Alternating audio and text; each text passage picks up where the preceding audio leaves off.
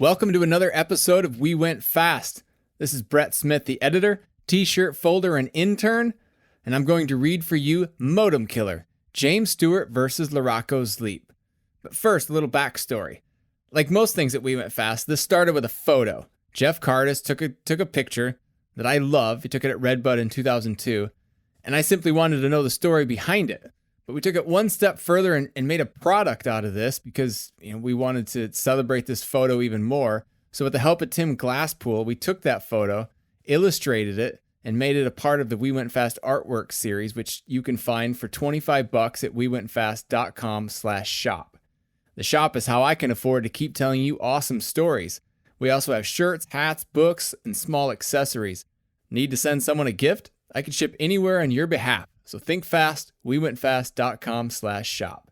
Also, consider joining me on Patreon at patreon.com/wewentfast. That's patreon.com/wewentfast. And now, Modem Killer, James Stewart versus LaRocco's Leap. Sean Norfolk already had his monthly Renthal ad designed, prepped, and ready to deliver to RacerX Illustrated for the October 2002 issue. Then, he logged on to MotoTalk. In 2002, the MotoTalk forum at motonews.com was the place for race weekend info, gossip, and digital photos taken by the growing band of new photo hounds trying to fit in with legends like Paul Buckley and Kenny Jones, still transitioning from film cameras. To get those photos uploaded, digital photographers raced back to their hotels and prayed that their in-room Ethernet cables functioned, or existed at all. And then they gave away their photos to anyone who wanted to see them. The brand manager for Renthal North America, Norfolk wanted to see what happened in Saturday practice at the Redbud AMA Pro Motocross National, 3 time zones to the east. He saw a thread started by KTM Kardas. He froze on a photo of James Stewart. He knew he wanted it before it finished loading, all 1.2 megabytes of it. Shot vertically, it had the height of a skyscraper. Azure sky made up roughly 60% of it. Hovering impossibly high over the earth, the front wheel of Stewart's Kawasaki SR125 pointed toward 11 o'clock. His front number plate was so flat he could have balanced a sandwich on it. His head leaned so far over the front end, he could have eaten that sandwich before he landed. His feet floated above the foot pegs, yet he looked calm. Too calm for the frame's stretching impact to come.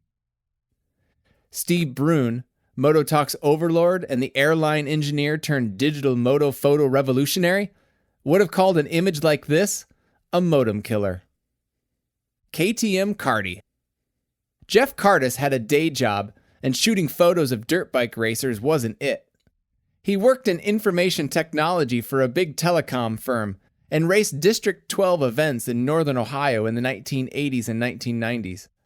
After he stopped racing, he dabbled in photography and took his Nikon Coolpix 990 along with him to local competitions. His words and images landed in the regional events section of Cycle News, and he uploaded selects to MotoTalk under the username KTM Kardas.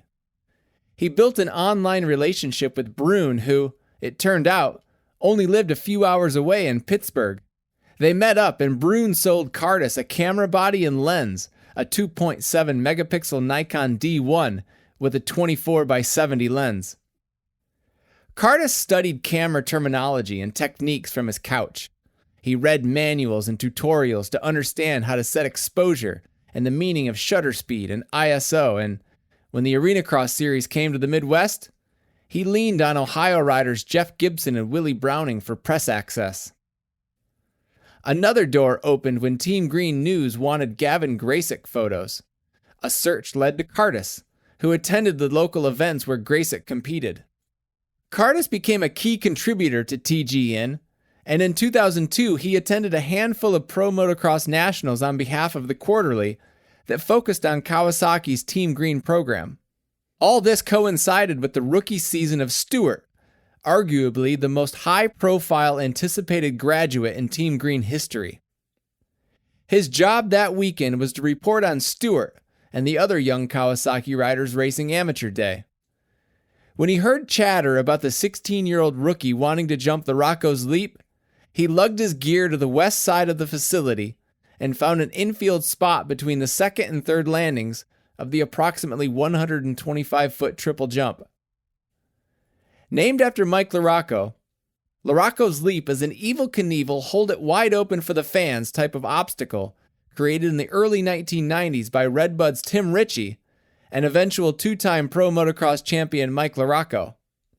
The vertical elevator-style takeoff obstructs the view of the landing, and the deep, loamy left-handed sweeper before it saps engine power. The consequences of coming up short are broken spokes, wheels, and hubs, occasionally bent frames, sometimes broken ankles and wrists. In practice, Kardas heard Stewart coming around the corner. "You could always hear Bubba long before he got there," Kardas says. "He made 125 sound like no one else." Kardas still thinks it weird that he turned his Nikon sideways and shot a vertical photo. He felt too new to have that kind of instinct. Had he chosen a landscape stance, the photo wouldn't have had the same punch. The subject would appear alone against the blue background, guy in the sky, as they say in video photo jargon. There would be nothing to scale it against because the ground and people below would be cut out of the frame. With the lens zoomed to 35 millimeters, Kardas waited for the rider to let off the throttle, and he pushed the shutter. Tick, tick, tick, tick. You like these stories? I guarantee you'll like the products at wewentfast.com/shop even more.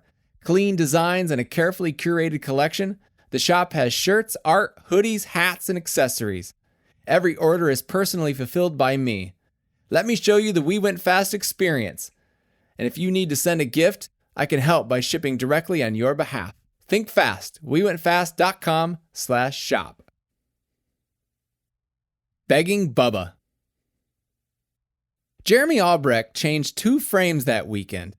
As Stewart's mechanic, he felt lucky they had 2 spare frames in the Kawasaki truck. They always had 1. 2 was abnormal. But Stewart's ability to ride a dirt bike was abnormal.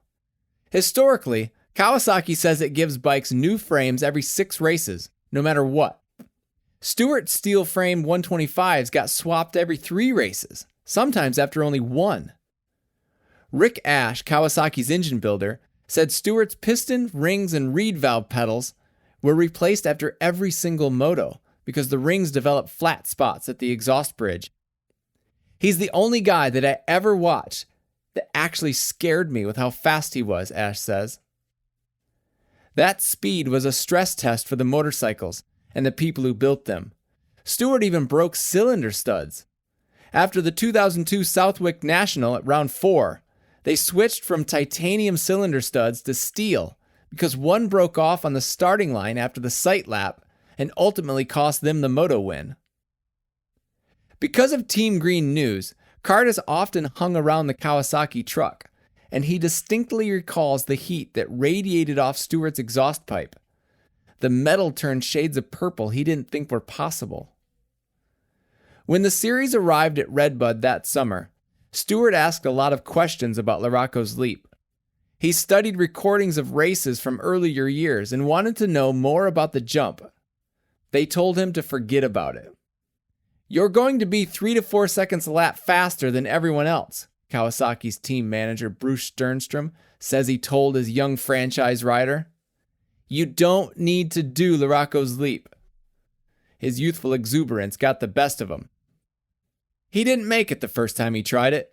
He clipped the top of the landing and broke a wheel and the carbon fiber headstays that connected the cylinder to the frame.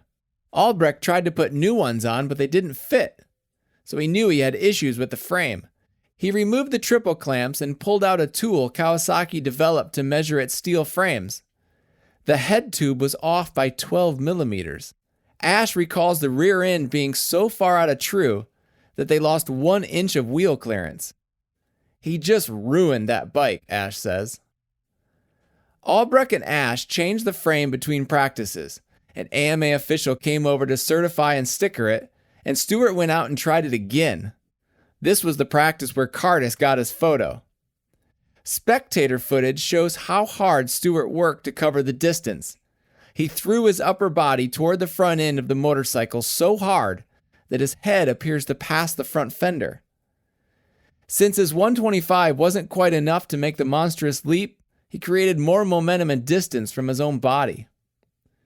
With a stopwatch in his hand, Sternstrom stood in front of the trackside fence and watched the whole thing. Even though he advised against jumping it, he wasn't going to miss it. It was just hard to be mad at him at that time, Sternstrom says. He was so good, and I knew that he almost had to do it. He needed to see that he shouldn't do it. After practice on Sunday morning, Ash noticed subtle stress marks in the frame. They removed the clamps and took measurements. Another bent frame. Not as bad as the first one, but enough to justify replacing it. I used to tell the team, he's going to win unless we screw it up, Sternstrom says. That day, however, I was worried that he was going to screw it up. I talked to him and his dad and said, we need to stop doing this jump and just race. Stewart entered Redbud with a 5-point lead over Chad Reed.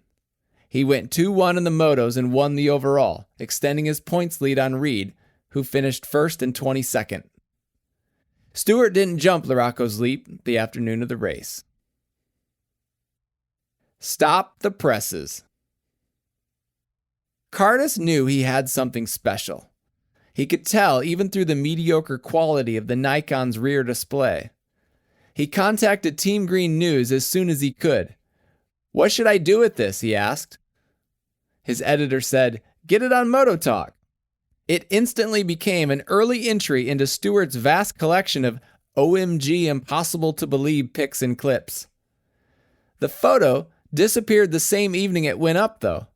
Anyone who hadn't yet downloaded the photo voiced their displeasure. One person called Kardas a sellout. Those who arrived to the thread late wanted to know what photo they were all buzzing about. Norfolk didn't know KTM Cardi, but he figured out how to get in contact with him. He wanted the photo for a Renthal ad and told Kardas to name his price. Kardas said, $500. 300 to 500 was normal, but he could have gotten more from me, Norfolk says today.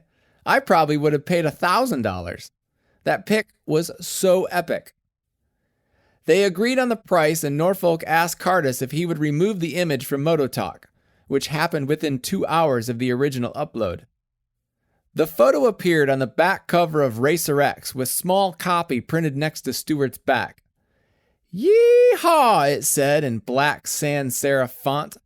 On the bottom of the page, quote, R&D, the fun way, was printed in white over top of the dirt. A small Renthal logo sat in the lower right-hand corner. The edge of Stewart's helmet sat about 2 millimeters from the edge of the page. It was one of those memorable advertisements that didn't at all explain what was being sold, but at the same time, it didn't matter.